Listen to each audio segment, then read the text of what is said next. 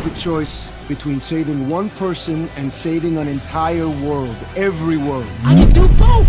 Spider-Man, always! Not always. Being Spider-Man is a sacrifice.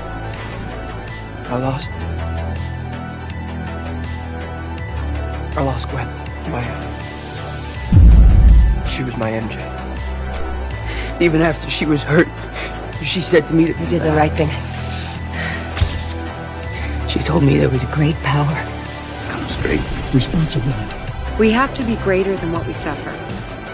My wish for you is to become hope. People need that. Who are you? Who am I?